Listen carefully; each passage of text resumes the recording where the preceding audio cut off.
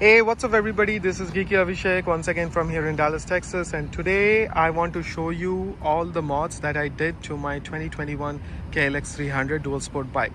So out of all the mods, I can broadly classify into three broad categories. First one is all the performance mod, second one is the comfort or convenience mod, and the third category would be like appearance or just cosmetic mods.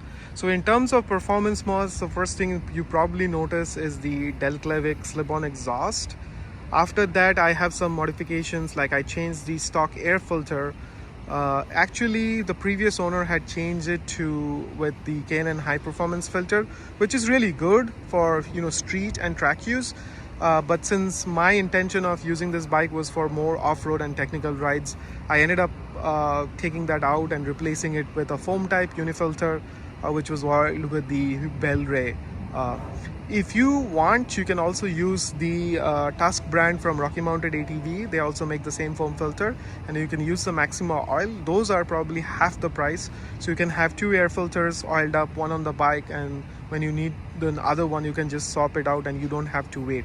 Because I think the unifilter was $30 compared to the Tusk filter, which was only $15, and the bell ray oil was also $35 versus the Maxima branded one, which is like between $18 and $20. So I think you can go with the either. I wasn't just sure, so I ended up buying the unifilter, and I already had the bell ray oil, so I went with it. Next up is I have a KDX snorkel installed, so that's like you can also run as completely de-lid, like you can remove the entire lid. Some people prefer it that way, or you can keep the lid KDX snorkel and then drill some holes and put those unifilter makes some circular sponge filters for those. You can install those. And then what I did was I also deleted the O2 sensor and the pair valve and the secondary throttle. So for deleting the O2 sensor and the pair valve, I bought a kit from a guy named Peter. He's on Facebook in this KLX 300 group. I'll leave a link for his products. He's an awesome guy, very knowledgeable, super reasonable pricing, super fast shipping, and if you need any help with the installation and all that, he can give you he can also help you with that. I'll also make videos of some of the installs which are like tricky, so that will help you, that might help you in installing, doing your own stuff. So that's all the mods that is from the intake and the exhaust side. Now I also have installed a fuel tuner. It was already installed by the previous owner, so I also have a Dynojet Power Commander fuel tuner installed. And what I did was I went to Dynojet Power Commander website, and you will find there are four maps that are available. One is the stock DS, one is for the stock SM, and one is for a slip-on for the KLX 300R, and then there is a mod for a full system for the KLX 300R. And I'm running the I transferred all four maps onto the Dynojet, and then what I did was I am running the full system mod for the KLX 300R, and boy, I love it. All it will do is it will make your bike run a little bit rich, so it will rev a little bit high, but I'm okay with it. Ideally, you can take it to a dyno shop and have tuned it based on your configuration, and it can cost you probably anywhere between $100 and $200 depending on which shop you take it.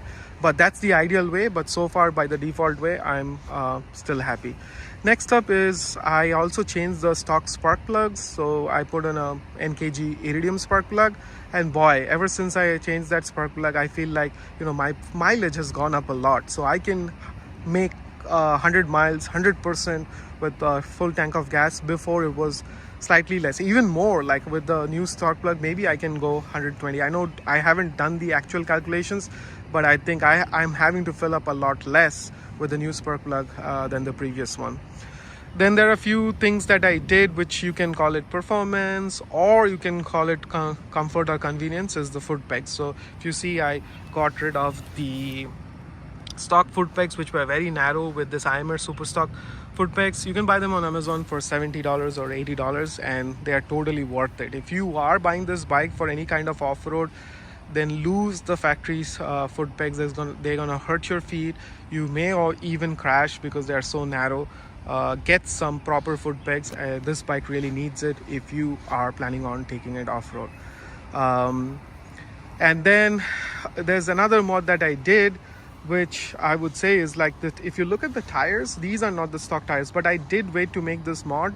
I actually ran the stock Dunlop 605 tires till they completely wore out, and those tires were super, like, I mean, for road they felt like road tires. Even though they look like knobbies, they felt like a street tire. I have gone to 86-90 miles an hour, and the bike still felt a lot stable with those tires.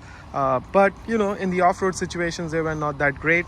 So after a lot of research, I went with the recommended ones, which is the Pirelli MT21 in the front, and then the Tusk dual sport tires on the rear. You can also go with the Dunlop 606. Both these tires, like the Tusk and the Dunlop, they have the exact same pattern. The only thing is Tusk is a lot cheaper and it's a lot harder. So if you're riding a lot like me on the highway, on the streets, it wears out lot less compared to the Dunlop. The Dunlop is almost double the price, and probably in terms of its mileage life, it's probably half. But since but it's a softer compound, so it gives a lot more traction. So with the Tusk dual sport tires, it's like all the reviews are all over the place. Some say it's good, some say it's bad. I haven't ridden this bike enough on these new set of tires to actually tell you, but definitely they feel really a lot major improvement over the stock ones. Now, the other thing that I did was this, I would say it's a performance mod. So I swapped like the LED, the headlight. It comes with an H4 halogen, so I went and swapped it with the Tusk H4 LED, and boy, it's such an improvement. Like, this thing lights up the road like anything. I mean, you gotta have to change this. Like, I don't even have any other auxiliary lights or anything, because that headlight is so great. Next up, in performance mods, what I did was I did change the gearing a little bit. So I changed the front sprocket. Like, the stock one is from a 14 teeth to a 13 teeth. So I ordered it from Rocky Mountain ADV. I used the primary drive. You can also use JT or any other sprockets. They are all good. Or you can also use the Tusk ones, but I just went with the primary drive. I also had ordered the rear and wanted to go 42 in the rear, but I bought it from Amazon and they sent me the wrong, and for now I just decided to skip. So if you go 13 in the front and keep the rear the stock 40, you don't need to change the chain or anything. Like, the chain length can be the stock 106, and what that does is it will give you 7.5% increase in the torque, but you would also lose 7.5% on the top speed. So the highest that I could go with this bike was 90 miles an hour, and it can consistently do 86, and I'm okay with losing 7% of that. I think I should still be able to do 70 miles an hour, and I'll be fine on the streets. Now let's look at all the comfort or the convenience mods. The first thing I did was I added that Tusk rear rack with the side panniers. That's mainly because if I wanted to do moto camping, I wanted to throw in the Tusk pilot bags on them. So but what I do is, when I plan on doing any kind of off-road super technical ride, I remove the side racks. It's just like 4 bolts, you can take them off and the whole thing comes. I just keep the rear rack, and that's about it. So, and that helps to reduce the weight. Then next up is the windscreen. So this was from Amazon. This was actually meant for a CRF 250, but I just decided to give it a try, and this mounts in the fork stem on the pinch bolts, and man, this makes a lot of difference. Like, especially in winter, this cuts out a lot of air from your face and your chest, and makes it a lot easier to ride on the highway, especially when you are doing like 80 miles an hour. And then the other thing that I did was, I changed the stock shifter with the Tusk shifter. This didn't do anything. It's about the same size, only it looks slightly better. It has that black and green theme going on with the rest of my bike. Next up is I changed the handlebars. So I wanted to lose the crossbar, so I went with, instead of the 7/8 bars, I went with the bigger, more fatter bar, and I went with the same Tusk branded bar from Rocky Mountain ADV. And I also bought the adapters. These are also Tusk branded. I also bought the tusk deflex wraparound handguards. So when you install the handguards, there's few things that you should note is like, since this is a universal, right? So you if you see, I have actually put like a nylon spacer so that this guard doesn't go and hit the master cylinder. If you don't use this spacer, this sits like, basically this handguard will end up touching the master cylinder. So, and if you ever had anything hitting the handlebar, it might damage the master cylinder. So putting this quarter-inch spacer, nylon spacer, actually will protect it. There's enough give, like there's space between the two, it's not touching anymore. Also, the other thing that you might need to do is, if you see, I don't know if I can show you, so if you see this loop, so by default it's used to sit outside the fork. I actually put it inside, so that routes this brake line in a way that it won't touch this touch and rub against this hand guard during the compression. So, and I also cleaned and greased it up so that it can slide smoothly up and down when the front fork compresses. So those are the two things that you need to keep in mind when you install the handguards. I also installed the Oxford heated grips, so as a part of that ADV, and it was winter month, heated grips always helps. It was about $70 on Amazon. And then I installed this quad lock with a vibration mount, this USB charger from Amazon. I changed the levers. These were from eBay, around $30. I mean, they are good. They look like copy of the Zeta pivot levers, but as you can see, the hardware here has all started to rust, so I probably wouldn't recommend them. I still have the stock mirrors, and I kind of like it, this retro round mirrors. They're super good.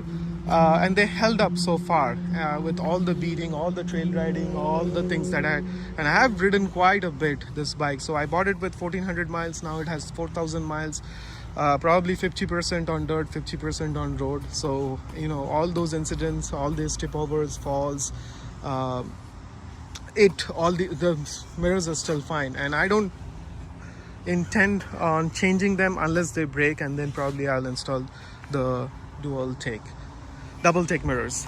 And let's see, the other thing next up is I installed this Ricochet skid plate.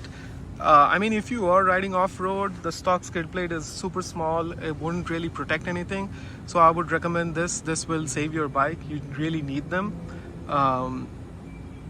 And that's pretty much everything, all the performance oriented and the comfort oriented mods. The next up is all the cosmetics mod. So the first thing you would notice is this graphics kit. It's also from AliExpress. It was $35, and since I ride a lot in the streets, I wanted this bike to be more visible, and the digital camo all black thing doesn't really make the bike visible. And I think doing this has made the bike more noticeable, especially with the red, white, green, all that stuff. So $35 from AliExpress. Took a while for it to be delivered. I then ordered the second thing, which is the rim tape. Those were $10 from AliExpress. I ordered them along with those the graphics kit, but guess what, the graphics kit took 2 extra weeks to be delivered, and the rim tape was delivered 2 weeks earlier than that. I don't know why, even though they came like they were ordered at the same time. The green spokes you see, those are spoke covers from JF Racing, also from Amazon, $10. And hell yeah, I mean, I like it. A lot of people will criticize spoke covers because they feel like for off-road bikes, a lot of dirt and dust will get trapped in them, and they might cause corrosion. Yeah, so mostly people do this on the supermotos versions, but I'll eventually take them out and clean them. But I just like how much more noticeable they make the bike, right? So that's pretty much everything for this bike so far. I don't intend on changing anything else, except maybe I'll replace the battery, the AGM battery, with a lithium battery, so that will also help to shed some of the weight. But other than that, this is there is no other modification that I intend on doing onto this bike. And so far, I probably from 14 to 4,000, so 2,500 miles. So far I'm loving this bike, for both road as well as off-road riding. Guys, let me know if you have questions about any of these specific mods or in the bike in general. I can give answers based on everything that I know about it. And I'm also planning to do a video of all the mods that I did, like short videos. I didn't actually make a video of the whole thing, just little tips and tricks which might help you in installing some of these mods. And then I will also do a video between like my decision why I bought this bike in the first place, why not the CRF 300 versus the KLX 300. So do subscribe to my channel, and hopefully I will upload that video soon. Ride safe, and I'll see you guys in my next video. Thank you.